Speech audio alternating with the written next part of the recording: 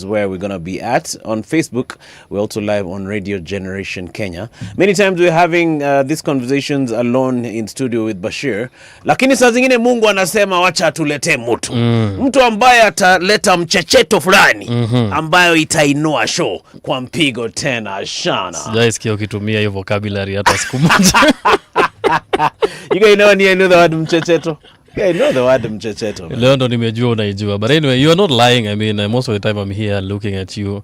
But today I'm looking at someone who's making real impact in media. And without further ado, because niko na maswali mingi sana zenye singeuliza offline. Nilikuona ukimaliza zako.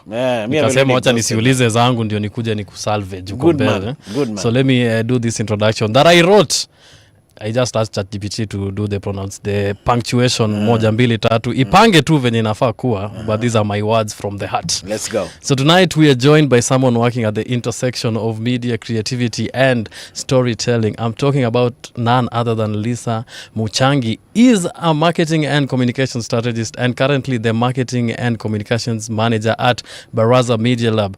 Baraza is a collective of creative and media hubs across Kenya that brings together journalists, storytellers and creatives to experiment, collaborate and rethink how stories are told in the public interest. Lisa leads the brand strategy, audience growth and communications, helping translate research, civic conversations and creative work into stories that people actually connect with. She's also been instrumental in building the Africa Media Festival into a major continental gathering of journalists, creators and media innovators. Click to show more. Ndio amefanya vitu mingi. She has moderated conversations at events like Kenya Innovation Week and Business Week Africa and works with independent media organizations and creatives across East Africa to help them grow their audiences and deepen their impact. Ladies and gentlemen, put your hands together and help me welcome the amazing Lisa Muchangi. Karibu sana, Lisa. Thank you so much. You're doing a good job with the Baraza Media Lab. Yeah. I was telling you off the air that Bashir and I are stand-up comics, and we've been seeing our colleagues using the facilities with a lot of applause and aplomb. Yeah. When did you guys start branching out of Nairobi? We officially opened additional hubs last year. Okay. It was actually an incredible achievement because we opened 4 hubs. Shout out. Yeah, 4 hubs in 1 year. Yo, that's crazy. That's a record, right? So we did, our first one was in Mombasa, and then we went on to open in Kisumu, Nakuru, and another location here in Nairobi, in industrial area. Oh, there's another location in Nairobi. So now there are 2 in Nairobi, yeah. How does access to the hubs look like, especially outside Nairobi? Access in what way? Like if I'm a comic, like the way Maina Munene, shout out to him, are doing. Yeah. Like if I'm an artist and I want to use the facility, how does that normally look like? So the process is the same across board. We didn't want it to feel like it's a different experience if you come to one Baraza location versus another. Of course, they're contextualized for the respective communities that are there.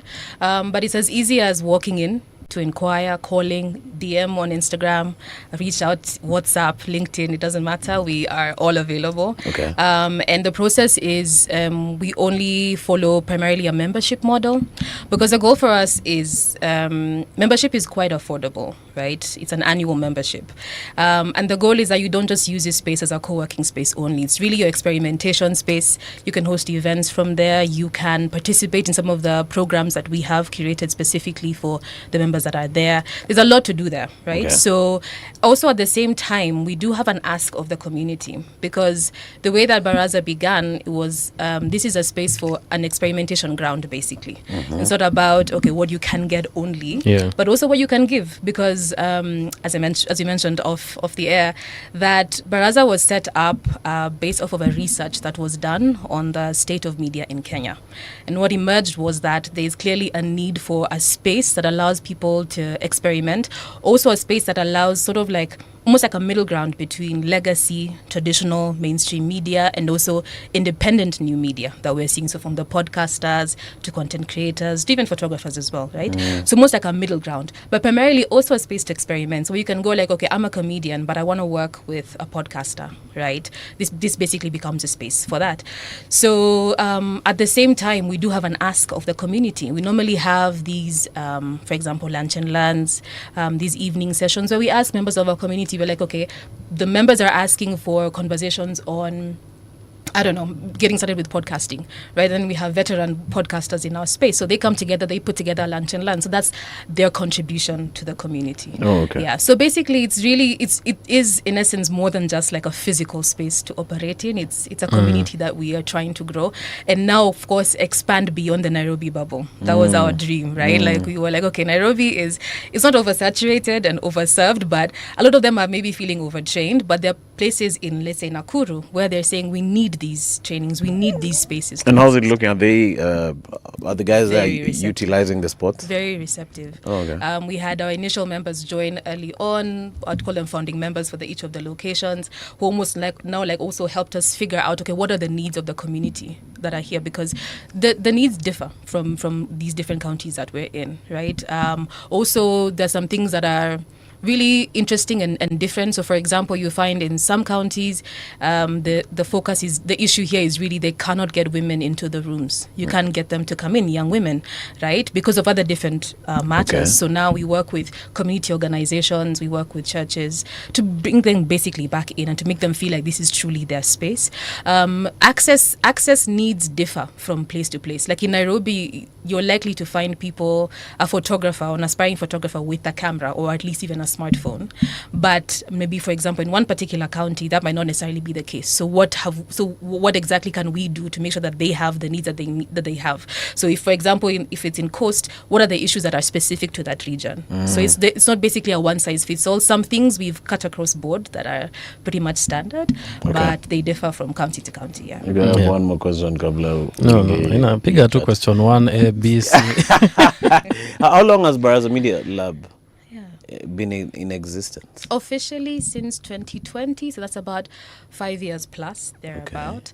Of course, COVID was what an incredible time. I think we opened and we had to shut down. It was so crazy. I think we launched in December 2019, then in March of 2020 we had to shut down. And of course, the biggest offering was this physical space, right? Yeah. So we had to pivot to some kind of like a virtual engagement. So of course, beyond the physical things I've described, we also run programs. We do research work, and at the time we were also offering micro OKOA grants to small creators. We didn't have a huge pool of funding at the time, but it was how do we support creators during that time and journalists during that time during COVID. So that's what we did. We also did a COVID vaccine drive specifically for creators and journalists and people, of course, within the community. But yeah, so that was the initial journey that began a bit rocky, but eventually we've evolved to where we are now, with our most recent biggest achievement being the opening of the hubs, and of course our long-standing convening, which is the Africa Media Festival, which I think we'll talk about in a bit. Yeah. But yeah, basically. Is it the same as Semabox? Are they different organizations? Interestingly, Semabox was our first incubatee. Oh, right. With Dana Seda. Shout out Shout Dana Seda. So Dan is we've worked really closely with him. We've been part of the growth journey of Semabox. They've also contributed greatly to the growth of Baraza, because they've also introduced people who are like, oh, okay, wow, I didn't see the need of a space like this. This makes sense. So actually we did get quite a number of members because of, the number of people that were coming in to record their podcasts. So it's been a mutual growth between us. Okay. So that's some of us. All right. Alrighty. I mean, when we talk about Baraza, you say that it came to be because of the State of Media reports. I'd like to know what were some of the findings that are like, there's space for us and there's a need for Baraza. What are some of those things that were lacking in media? Yeah, of course.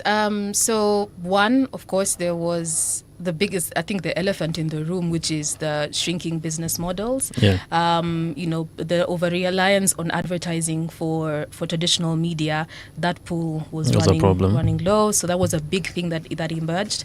Another thing was just that people are in an industry that is evolving very rapidly, people were still operating in silos. Like you find me, I am in podcasting. This is all I focus on. I don't even talk to people within other disciplines within media, right? Or I belong a part of a newsroom. I don't interact with podcasts. I don't even understand podcasters or all these things, right? So it's like almost what emerged was like there's a need for that space for bridging that gap. The other one that doesn't seem like a big one was there was a need for like a space for people to exhale. You know, you think about the media profession, you think about how newsrooms run, it's very high pressure. There's a lot happening at the same time. But there's need for a physical space that you could be like, oh yeah, I'm in community with like-minded people, right? Also, one thing that we also notice is that there's need for space for, let's say, I want to start up a media enterprise, like I want to be a media entrepreneur, for example, Semabox, right?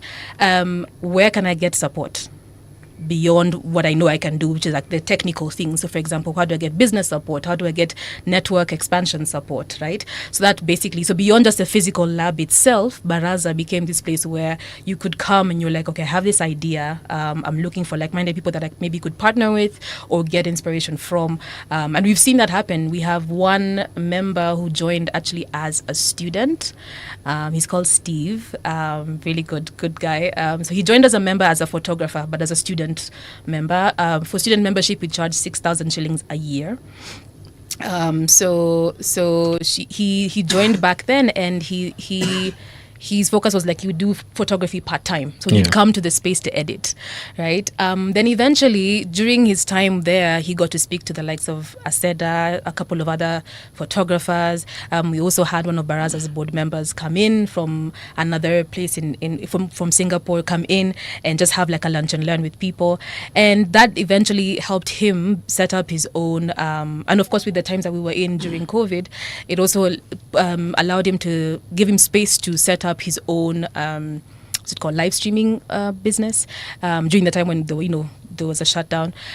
So beyond that, now it grew to the point where now it's podcasting plus live streaming, and now he has his operations both in Nairobi and in South Africa as well as of this year, which is incredible for us because it's a beautiful story. Like that journey was so good for us to be a part of and to see the different things and how it has been a resource to him. So yeah. Shout out You know to what Steve. I've just realized? You know Steve? No. Baraza is a Swahili word, right? Yeah. Meaning gather. Coming together. Actually, our logo is a three-legged stool. You know, the ones that they used to sit on when Kitty they Mott. sit. Yeah. Do you know me? I used to think it's some guy called Baraza. For real, Hii ni man. Uluya inakusumbua. Baraza is such a Luya. I know. Yo, yeah, man. I was like, huu ni Mluya mgani nafaa kujua? Mwenye sijajua. Na mbona ameweka kongamano? Who is so visionary?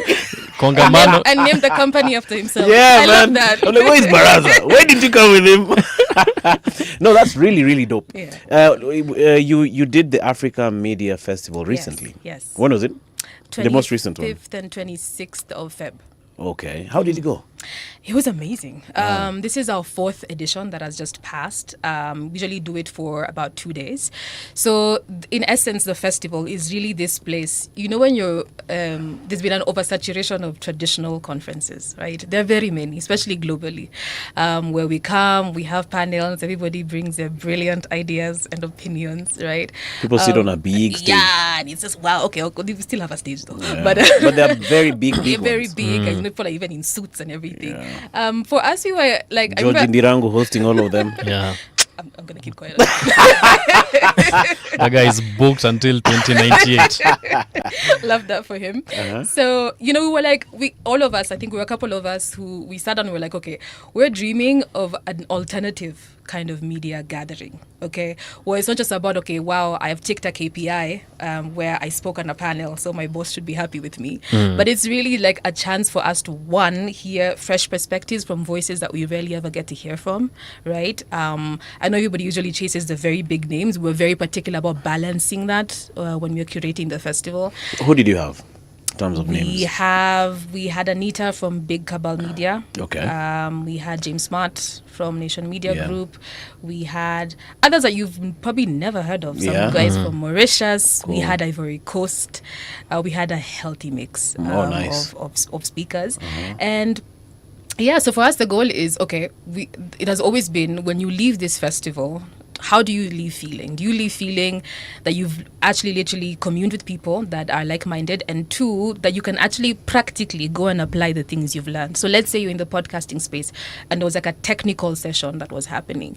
Are these insights that are things that you can go apply, or are they just like, wow, refreshing to hear, you know? Because these are things you can also get from the internet, you know? So for us, you're like, okay, how, when we're dreaming about that, we were like, okay, that means we have to really be intentional about, one, who's in the room, so who are we inviting to speak, and also how are we curating the program. So even the format of the program is alternative. So for example, we have these Ignite talks, we call them Ignite talks. They're like literally 10-minute talks. So you get on stage. I did one the previous year. It's hectic. Okay. So it's 10 minutes and you deliver this idea that you have, or this thought you have, right? Then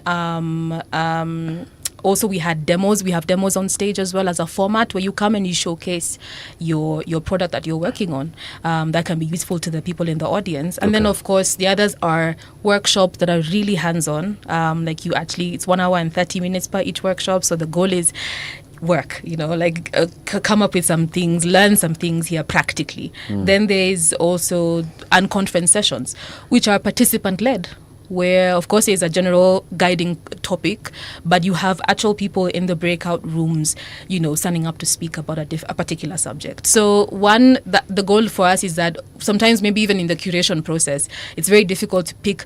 You can't pick so many. You're limited to the 2 days of the festival, right? So it allows that you can hear from as many people as possible, and that it's actually truly a learning experience. And this time around, the theme that we had was on reimagining what media freedom could look like, and what resilient storytelling is.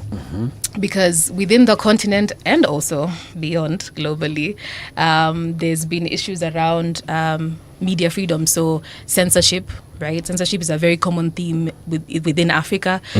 Kenya is privileged maybe for now, but privileged for now to not have experienced the adverse effects of what censorship looks like. But there are countries like Eritrea, who we had in the room, that have actually deep stories to tell. Also, we've had there are issues of like self-censorship, where you feel you're, as a journalist or a content creator, you have realized that you're getting either some legal threats, or there's harassment, right? Or there's digital attacks on all that, basically forcing you to self-censor yourself, right? And among other things, like there are many other things affecting media freedom. Also, for example, we were also looking at how some of these platforms, let's say CapCut, are changing their terms and conditions. Mid-use. Yeah. Wazee I'm exporting and nasikia hiyo lazima nilipie all of a suddenly. There's a friend of mine who say all of a suddenly. And not even just that. What about the ownership of whatever you've generated, content. of the content, right? So there are things that we were basically discussing during the festival, and what different people are doing within either their newsrooms or within their media organizations, wherever they are from across the continent. I mean, like, because you're creating like Africa Media Festival, I mean, it's like very Africa centric. I know it's hosted in Kenya, but I'm foreseeing a time where me and you will take over Africa and host these events. You know, just a couple of times a year. Emmanuel Kisiangani will be hosting. Joji Dirangu is already he already has that gig for 10 years. Booked and busy. But now, with everything else, like let's say tech, we're always looking towards the West. We're like, oh, what are the people in the West doing in terms of tech, you know, AI and all that. But now it's a very interesting thing when you mention, like, when we're talking about Africa, is like, you're telling me that the people in the West are now looking towards Africa, like, because we're dealing with the very unique circumstances that now zinawafikia. So how's that mix?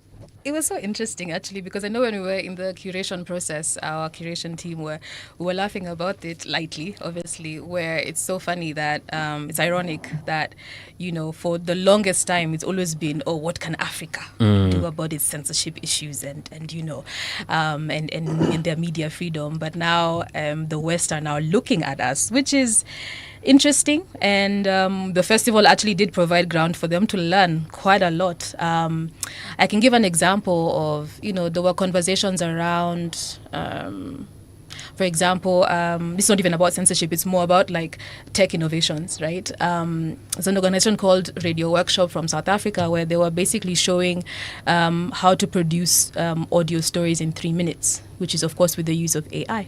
And they actually got on stage and did a demo on it. So, I mean, that was encouraging to see where it's like, okay, this is an African solution that these people who are coming from the rest of the world are learning from us. So, yeah, it's encouraging to see. But, yeah. So now when you're curating the Africa Media Festival, as you know, media is really evolving.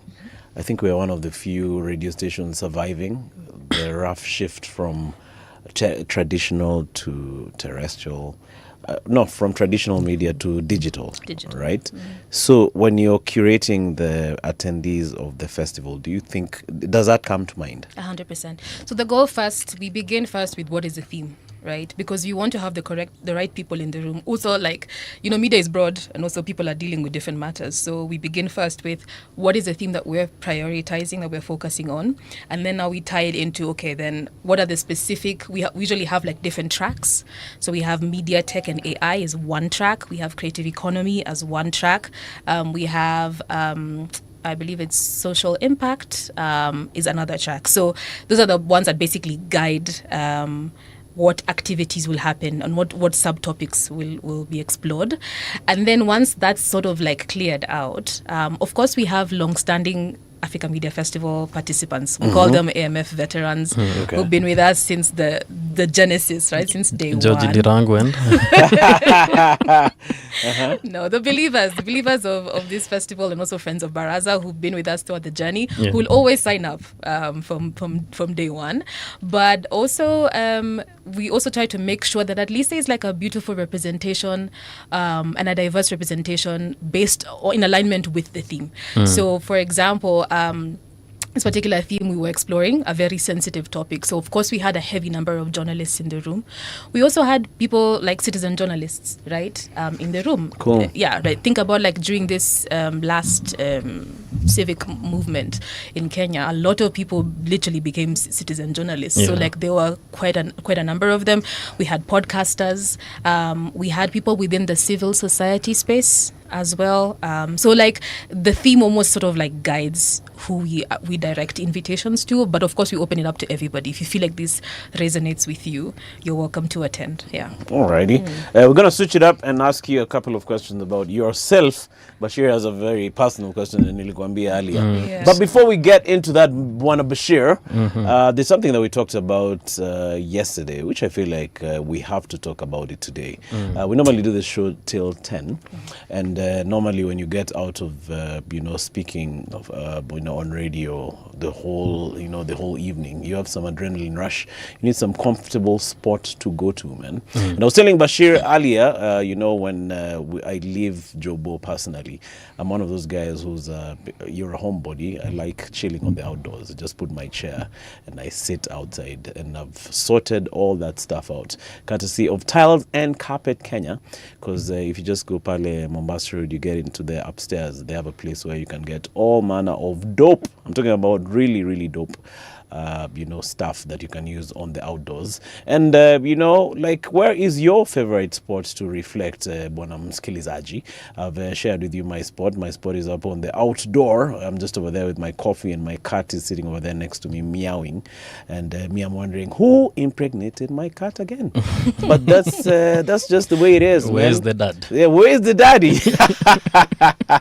So, tonight, share your cozy home tips with me using that hashtag #MyRamadan_space. Tell me which corner of your home brings you the most peace, and tell us how Tile and Carpet can help you here. Yeah, and in the spirit of Ramadan, this for the rest of the month, I think Ramadan inaisha around 20th, but at least for the next 30 days, us together with the Tile and Carpet will be having a very dope giveaway. We have a dinner set that we're giving away, plus 10% discount on your next purchase. That is kauna nunua pale Tile and Carpet.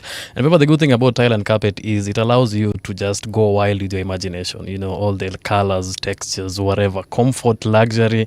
That's the word of the day. So remember, go and visit their website, www.tacc.co.ke. Have a look. There's a lot of variety. There's a lot of options. We're talking about furniture, homeware, everything. We got it. Then give us a call and let us know why you should be the winner of the dinner set and 10% discount on your next purchase at Tile and Carpet. Sorry, Bashir, there are two things we're talking about here. Dinner set And plus 10%. a 10% discount. So Yeah. as Bashir said, www.tac.co.k. That's TACC.co.k. I'm going to be waiting for your cozy home tips using that hashtag #MyRamadan_space. Remember, the question is, tell me the corner of your home that brings you the most peace, and tell us how tile and carpet can help you there. Bashir, your maneno ya homebody, ulikuwa unauliza swali hapo. But before you ask, there's a brother here on the guys watching on YouTube. This brother called Ositu from West Pokot. He's written you a message. He says, ladies and gentlemen, it's the wind down and it's good conversation, Kamakawa. Welcome to our small growing home, Sister Lucy. West Pokot tuna enjoy kukuskiza yetu yote. So you already have some fans over here on the timeline. Major Maina says, tuko on Ajab. Hello Rais and Mayor of Londeti. Gotea guest ako informed yake yote. This is a brother, Kirui says, good morning this evening nawaona from Harbin, China. Say hi to Mrembo. Ish. DJ Salki is in the building anasema kama kawa ni kondakas. Desmond is also in the building. Shout out to everyone who's listening in. Our chairman George Raphael is here. So let's go Bashir, tuendelee. Yeah, niko naangalia handle yake on Instagram, so it was a chief. Hata si najua uzuri yake ni atezi huku chini. Yes, yeye ni chief, si ati any normal person. Chief homebody. Hiyo jina ilitokea wapi? Gosh, I think there was a time when I was wondering, okay, I don't want to put my government name as my username because my Instagram is not that serious. It's for close friends and people that I know. Yeah, I tried to chungulate it and I found that I need to major apply for paywall. Apply for Kutuma access. uende Baraza Let me kwanza. vet you. Yeah. Yeah, because man, I'm a resident homebody. I've won. I'm the chief, self-appointed. I love being home. I designed my home in a very cozy way. It's made specifically for me. Oh, okay. So I love being home. I do love going outside though. I do. I have a lot of friends who are DJs. Oh, right. I do. Also, it's not strict It's not. homebody. It's not strict. It's over the years it's gotten a bit.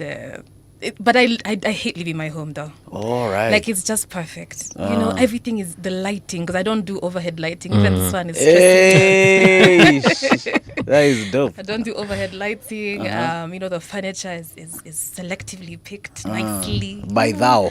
I was reading the other day, I wasn't reading. I saw, I think, a TikTok about the new flex for this era is flexing home goods. When you bought a vase that's so expensive, just wow, let me flex this for my friends to see. That's a new one. So yeah, apart from cars, obviously. So do you have a self-appointed curfew? By this time I need to be home.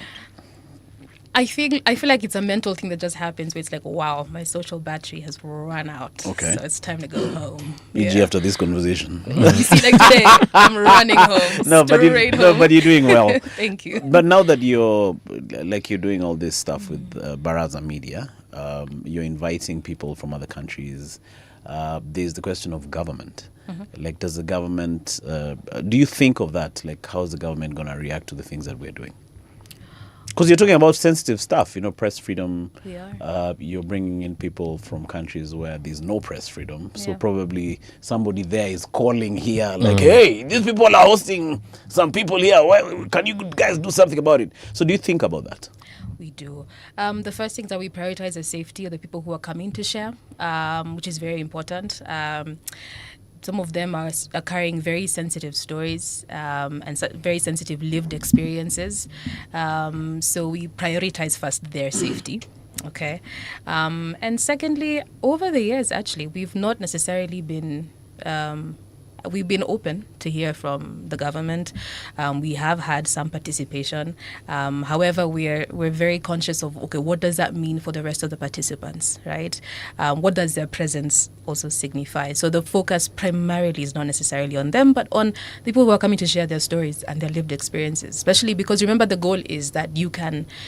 If we went through something in Ethiopia, for example, the goal is what can we learn from you, right? Come and tell us. But we have to create an environment that you actually feel safe. So, for example, even for this edition, one thing we really prioritized for the speakers and the attendees was mental well-being. So we did have trauma-informed psychotherapists. We had a wellness corner because especially the journalism work is a rough space and it's a very difficult space. So mentally.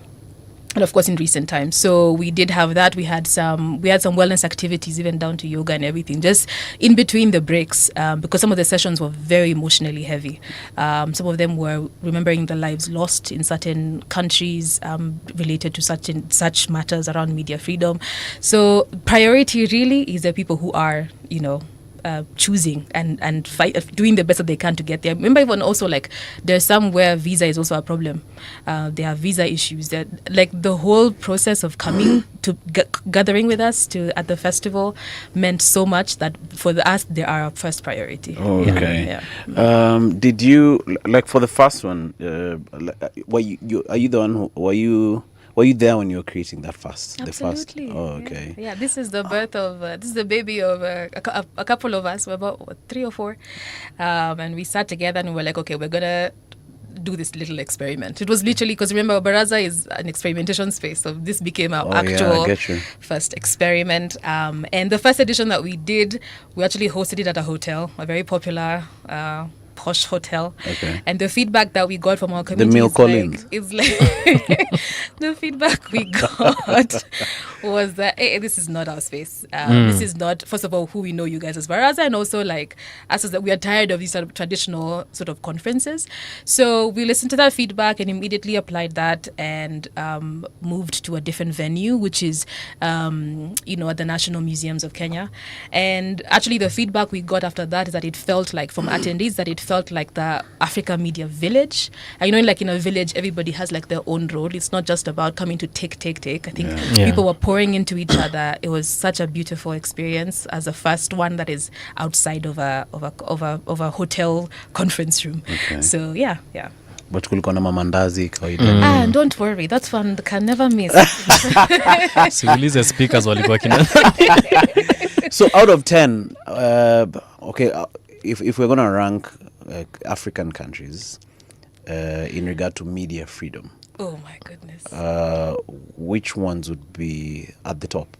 Like, these guys are enjoying a very good level of freedom. My goodness. If I say us, somewhere there. Kenyan exceptionalism. Maybe the audience will tell us. What do you think, Bash? Me? Yeah. Me, I think Eritrea number 1. Really? Man. No, but here we have, compared to our neighbors. Relatively, compared to our neighbors, we're doing really much better than them. In comparison to, that's a bad thing, though. That's why, because you guys, you and Bashir were not saying anything, so I've decided to at least put something out. Compared to TZ, compared to Uganda, I'm sure I understand what you're saying. You're like, who are those guys you're comparing us to?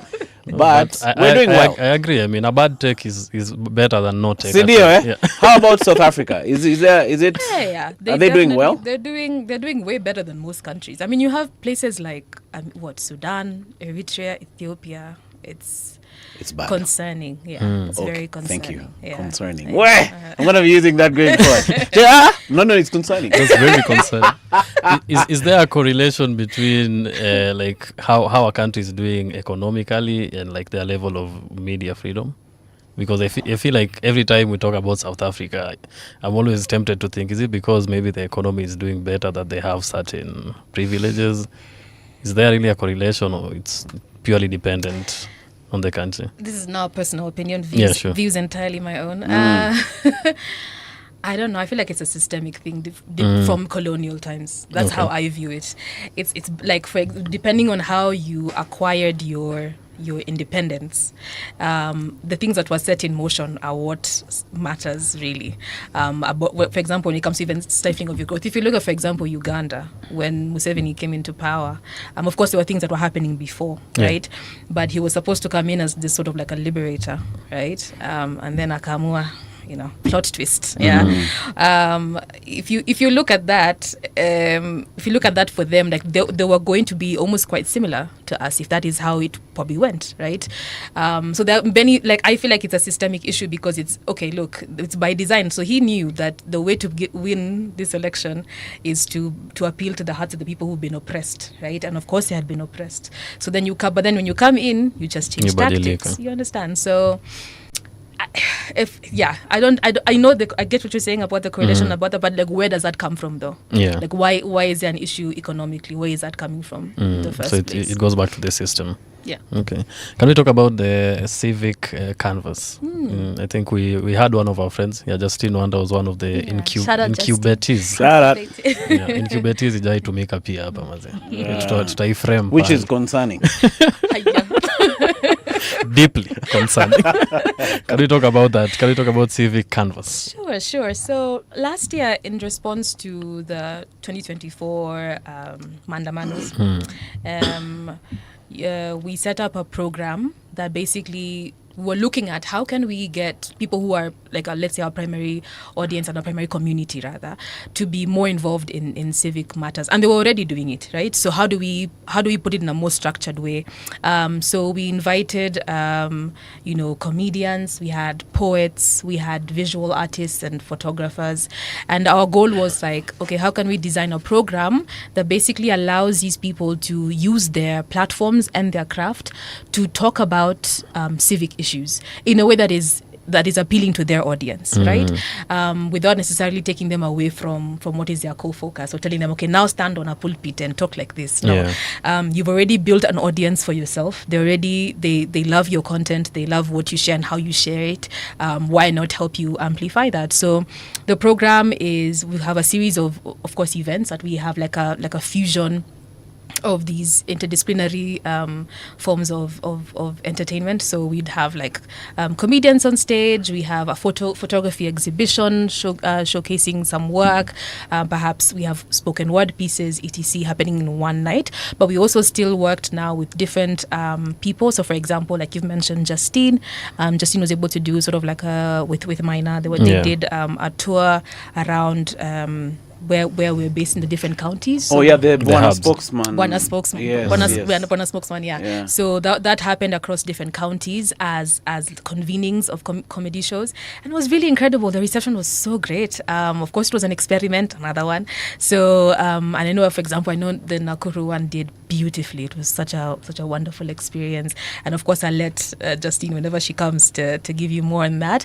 But yeah, so of course, that was now last year, and we're bringing it back again. Okay. That was like the inaugural group. Of course, we were experimenting again. So so many lessons that we've learned on how we could also improve the program. So it's really, again, we have the elections coming up. So how can we make it even more useful and also expand its reach as well? So we're looking forward to doing that again this year. Yeah. No, congrats, man. You guys are doing well. How did you get into the career that you're in right now? Yeah. Homeboarding. No. Homeboarding is really my career, man. She's a natural. Where did you go to school? Like Campo? Where did you go? I went to USIU. Oh, okay. Yeah, I went to USIU. My focus really wasn't. My journey has been a very interesting one. So I used to work for this incredible co-working space, a collective of co-working spaces called Ikigai Nairobi. I don't know if you've heard of it. So I joined, it was just like one location in one garden, and by the time Spring Valley, Valley. And by the time I was leaving, I think we had launched about 3 spaces. Okay. And so my focus was on everything marketing for that, and of course community work. So building the communities in the individual locations, of course with the amazing team that was there. And then eventually I transitioned to Baraza. You'll find me. We'll talk about the transition in a bit. It was a beautiful one. It was a good one. And I came to Baraza, and I was just like really blown away by the concept, because I remember back then I joined in late 2020, and for me I was like, wow, like an actual experimentation space. I love that. Like for me, I'm just fascinated by that. Okay. So that's how I joined, and I joined as a person doing all of the events there, moving all of those tables, so many. Yeah. Foundational stuff. Foundational stuff, all of the marketing work, all of the comms work, quite a lot. So to see the growth so far, even personally, has been so incredible. I think. Congratulations with that. Yeah. The co-working spaces, compared to just working in an office somewhere, does it help with networking mostly? Oh, 100%. Yeah. I mean, you're going to meet people that it's unlikely with the way Nairobi is, right? It's unlikely. You'll see them at a restaurant. You mean like for Baraza, for example? Yes. Yeah. We have, for example, even mainstream people who show up there all the time at the different spaces, and of course we do organize these networking events. We're a bit deliberate about that. So it could be like a club. Yes, it's like the a same social model. club, Yes. like a social club. Yeah, Yeah, yeah. exactly. But we also don't want it to be. I think we've been very, very keen on avoiding this Click. clique elitist thing. I think that's very close to our hearts, which is why even the expansion was really important. So as opposed to just having this one location in Riverside, the great leafy suburbs, of course we have My somewhere neighbors that's live there. we have another one that's more also accessible to different communities, because I in fact even someone was petitioning that the Inda one should be called Mukuru Baraza Lab, because that's really the community that's actually really using it quite a lot. So basically I get the social club bit, but of course now we're conscious of avoiding that. Remember what I was telling you earlier on, which is we're avoiding this thing of people being in silos or operating in small groups, as opposed to like we have one mission. We are all the strength. Our job as Baraza is to strengthen Kenyan media, right? So we can only strengthen by also making it more accessible. So what do the membership rates look like? Yeah, so we have individual, which is our most popular one, which is 12,000 a year. Individual is 12 Gs. 12 Gs. Individual means me, I can just check It into is that you, joint yeah. and pay 12 Gs. And then what does that give me? You have access to the space all of the days of the week. How many as hours a member. day? Full. Or even at night? 24 hours? Okay, but with guidelines. So we have a code of Are you conduct. planning on moving there? Do not Like sleep there. 12,000 a year. It would be a good idea. Co-living space. Co-living. No, we're not there yet. So of course you have a code of conduct. So, so you have access to the space. You can shoot from there. There are different areas to shoot from across all of the spaces. And if you remember in one location, you remember at all of them. So if you find yourself in Kisumu for work, You can just sleep there. You can just sleep there. You can walk in and work. Of course, we have member discounts for many things, especially things that we've put together with our partners. We give first priority to Baraza members for even things like programs that are being rolled out, again, in partnership with others. We also do have an asks and offers thing, which is, let's say people are looking for designers, you're looking for a sound engineer. First priority is always the Baraza community. Yeah, that's what I'm saying. It's really dope for like if you're building up your startup. Exactly. Yeah. At least All those different hubs. It gets the word out. Yeah. Because you get to know each other. When I was back in the day, we didn't have Baraza, but we had a cyber cafe. So there's a cyber cafe on Norwich Union House where we all used to go to and just chill there and do their computers there. So we'd do computer things there. Yeah. So we'd get to know what the other guy is doing. This other guy is doing ticketing for trips. Me, I was doing graphic design. So I know the value of that, working with So someone. important, yeah. So someone knows what you're doing. Yeah. Yeah. So you guys give priority for the members. First priority. 12K a year is a deal. I know. This it's highly subsidized, right? It is. It was by design. It was intentional because again, we wanted to reduce the barriers to entry for a lot of people. So, like the example I gave you of the students, because now for students with a valid ID, it's six Gs a year, and you can pay in 2 installments. All right. For students, right? So the goal is, again, look, there are already very many structural barriers in place. There's equipment problems. There's CGI. There's so many, right? So our goal was, okay, if we really are creating this space that if we're challenging what is the status quo, then we really have to reduce those barriers, and that's why, of course, majority of our member base is quite young. It's quite young as well. So yeah. Okay. This 12K Wi-Fi, everything. It's like an office. Wi-Fi. Yeah, it's like an office. Yeah. You're still thinking about it. Just we have a coffee bar though, so there's no free coffee, but there's a coffee bar and an actual bar. But, Okay. And how do you limit numbers? So you see, the interesting thing though is a lot of people, because of the profession, media and new media, whatever, a lot of guys have, it's a mix. So like they know what they come to the space specifically for. There are those who are primarily always in the field. They pay for membership, yes, but they'll probably be there like maybe once a month, just because of the nature of their work. Others are shooting documentaries. They're not going to be at the physical location all the time. So and of course, we are always monitoring the numbers. We are also, we're always monitoring the numbers. So we even know like the busiest day of the week. We know which day it is. So whenever you're coming in to apply, these are the information like we walk you through. However, we are really, really strict. So why we're particular about why we're particular is we focus only, you have to be in the media space. So you cannot be media in the creative space. Oh, right. You can't be like, let's say, I don't know. A farmer? A farmer, no. Oh, okay. No, you have to be in the media and creative space. So that's and membership is by application. So it's not just you come and you pay. Yeah. All right. So not everyone with 12k anaingia. You guys a video utaingia bro. Ni by application. Kwa mimi nimepiga jokes kadhaa, wewe ndio unatuchekesha. You have been killing it. Yes. You're gonna have a hard time proving you're a creative. Yeah, crack a joke and then I approve. Mimi niko ndani, in fact niko na yeye tukifunga mlango. Cheki, huyu hakutuchekesha last time. Man. No, but you guys are doing a really good job. Thank you so much.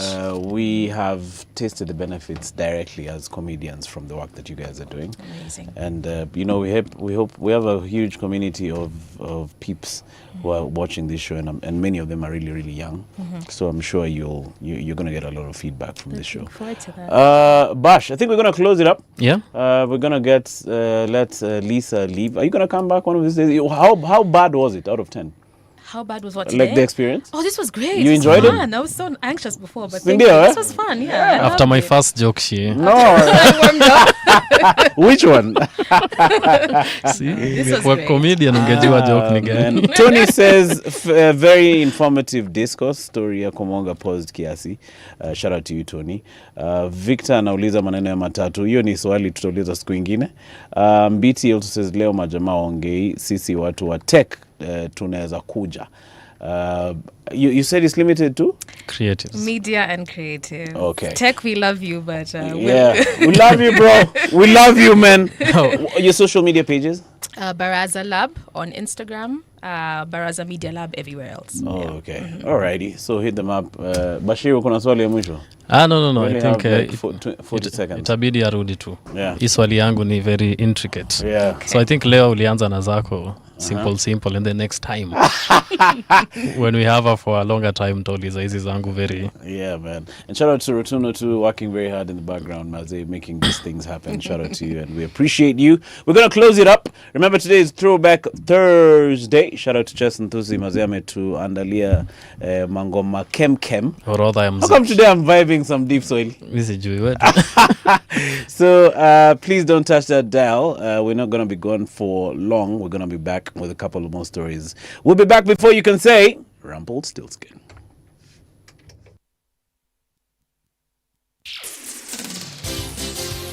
It's 9 o'clock.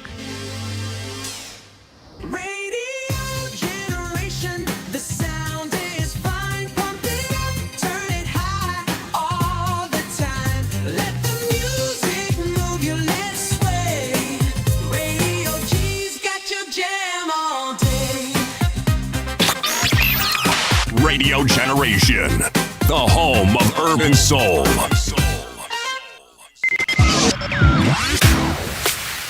Clocked out and stressed out? Yeah. Join the wind down for unfiltered conversations and a dash of light banter blend to give you a reset after a long day. That's what it is. Tune in, relax, and reclaim your chill, laughter, and good vibes on the wind down. You got it locked. Let's wind down your day the right way on the wind down. Nothing else like it. Nothing else like it. Yeah.